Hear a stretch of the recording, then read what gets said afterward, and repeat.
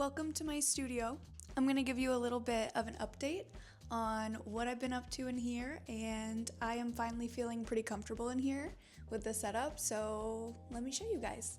A little while back, we found the most incredible deal on Facebook Marketplace. It was an entire jewelry studio up for sale at an amazing price. I couldn't believe it, Michael couldn't believe it, so we went ahead and grabbed a U-Haul, drove up to South Carolina, packed up the U-Haul. Michael found some golf clubs too. It was the luck of the draw, and I got so much equipment for a great deal. Now came the hard part of figuring out what everything was, how to use it, where to store it, how to organize it. So as you can see, I'm kind of going through stuff there, but there were so many drill bits. I'm talking thousands and thousands, and I had to clean all of them up. There's enameling stuff. There's just so much stuff. I didn't know what it was. So the man actually passed away, and there's my lovely husband helping me set it up. The man actually passed away, and his son was trying to sell the home. So he just wanted somebody to come and take all the stuff. The man that used to own all of this jewelry equipment, his name was Jeffrey Gerling, and I would be curious if any of you guys ever worked with him or knew him. How cool. Can you please tell me a little bit about him in the comments or message me? I was told that he apparently made a ring for the Queen, supposedly. It was never really confirmed or, disproven, but I did find this little plaster casting in all of the things, and look at that detail on there. So maybe this was the ring, maybe. But here is his card with his name spelling on it. So maybe one of you guys knew him or worked with him. So let me know. I hope he's happy in heaven that his tools are having a second life and helping a new jeweler get started. We have set up everything really nicely. Finally have it pretty much all organized. These were the mill grain tools that you saw in the video. Look how much better they look now. So kind of just still organizing stuff. These are some specimens I have. This desk I mainly use for drafting and like metal forming. I don't really use any heat over here.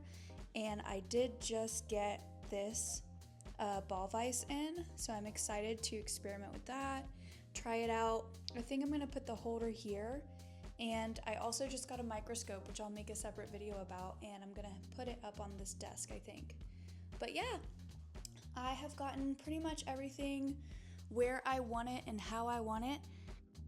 As you can see here, this is where I melt down my metal, make an ingot, and craft whatever I want with it. There's a whole bunch of tools in here, check this out.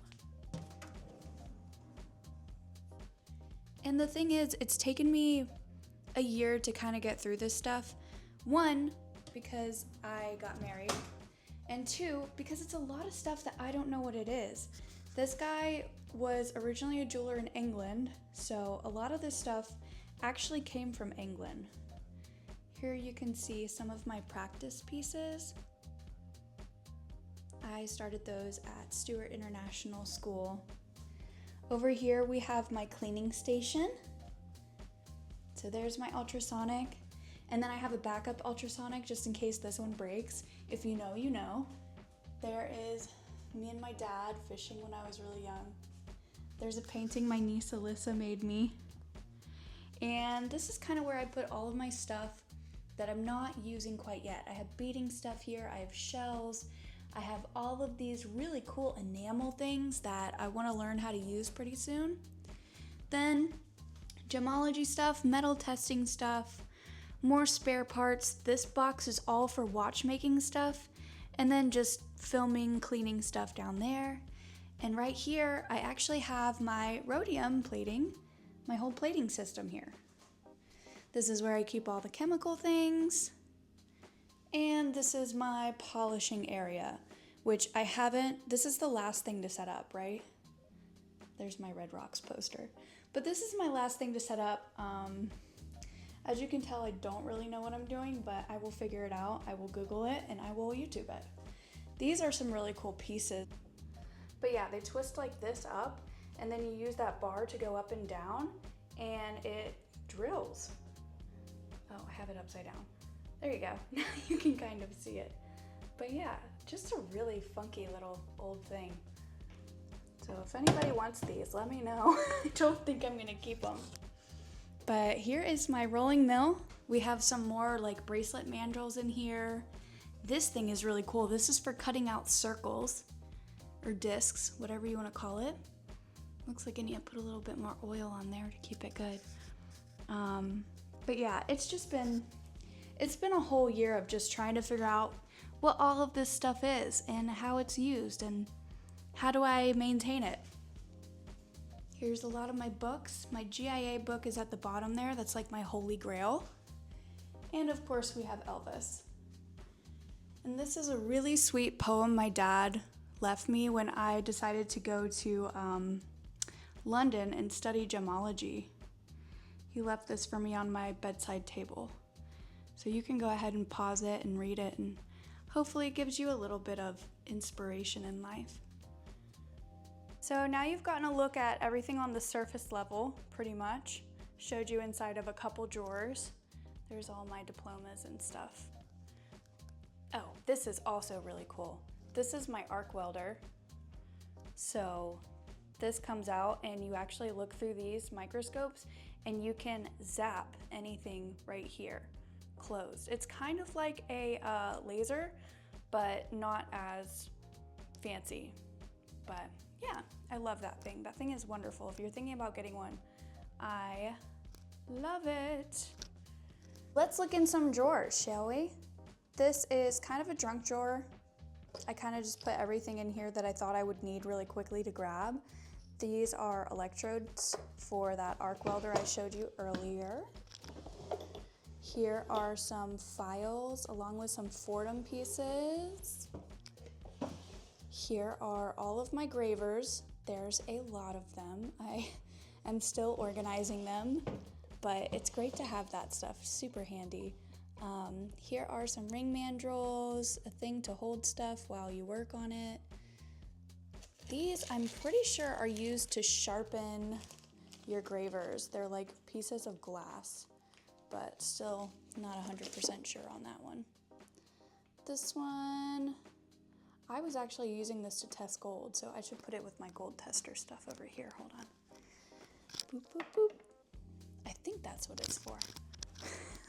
So as you can tell, this has just been like a lot of work. What is this? Precision square. It's been a lot of work just figuring out what everything is here and how it's used and what it's used for. You put shellac on them so you can hold your pieces and work on them. So what has replaced this is actually Thermolock, I think it's called, by GRS, which when you get it hot, it melts and you can put it on something like a ball vise like this and work on your pieces. And they get solid so you can work on them. This is just sandpaper, Gorilla Glue, a scale, polishing cloths. This one, I keep some metal in, I keep projects in, and I keep gemstones in, because it locks. More junk. Stamping stuff. I don't really know what these are for yet. Tube setting? Here are some more discs, drill bits. These are for sharpening gravers. These drawers get kind of wonky. There are my spare bottles, electrode thing for the arc welder, some paste solder that I really don't like. Ugh. And here are some more cool little tools that I don't really know what they're for yet either. So that is that whole situation. And then we come over to this bench. This is the bench I use the most. You can see we already have the Benchmate blocking system set up there. And these are some drill bits. This is a great tool for sizing, figuring out what size and how much to cut out for sizing. love this tool. I'm glad that this was in this whole thing of jewelry equipment. More files. A hammering piece for the Fordham. And more files, pliers. I have a bunch of saw blades here. I think we could organize this area a little bit better, but I will get to that one day. So this attaches to this Fordham hammering motor, and it actually lets you engrave. So that's something that came with all of this amazing stuff, and I'm excited to use that. That's gonna be really fun. So, you know, we're getting there. We're getting set up here. Okay, if you're wondering what the heck happened here, my lovely husband, I asked him if he could like make a hole big enough for me to put my chuck in for changing out my drill bits on my Fordham thing, flex shaft, and he did. He definitely drilled me a hole big enough. So it's super, it's ugly, but it works. Let's see, got my rawhide mallet in here. Super, super important to have. This is already kind of conditioned it out on the road as you're supposed to do. I have a couple questions for you guys. As jewelers, how do you make sure that you are keeping your shavings separate, like sterling silver and gold? I've heard some people, they actually put like a file in here and open it, and when they're working, all of the droppings fall into it, and then they just close up the file and put it in a storage thing. So I'm thinking about doing that, but I just want to hear what everybody else does, because right now I just have a whole big pile right here that I'm keeping.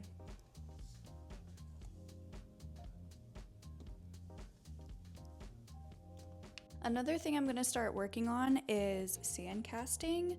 So in this box is a whole bunch of red clay that I can melt some silver or gold and pour into and make like an actual thing out of. So we'll make a video of doing that when I get there, but I just wanted to show you guys kind of all the tools that I've been working with. It's a lot, and it's very confusing when you don't really know what is what and what you're supposed to use with what. So we're getting there, but I am excited for what the future holds. Here's some of my gemstones. As you guys know, that's kind of my first love. I'm a gemologist first, and that's what got me into making jewelry now. So please stick around. I'll be working in here, so I am sure I will be making videos to update you guys on everything in here. Thank you guys for watching, and if you have any advice or questions, please leave it in the comments below. I am so thankful for everyone who has reached out and said, hey, this is what this is for. So if you know something, which most of you probably do, about some of this stuff that I have in here, please leave it in the comments below, message me. I am so excited to read what you guys have to say. And thank you for watching. I hope you kind of understand a little bit more where all this stuff came from and why I don't know what it is exactly, but we're learning, and it's taken about a year to get through everything and figure out what it is. I am so happy to be in the studio full time now, working in here, making jewelry all the time, and living my dream. So come along with me as I figure it out. Hey, can somebody tell me what the heck this is? I don't know. Or this thing? It might be for drawing wire. I don't know.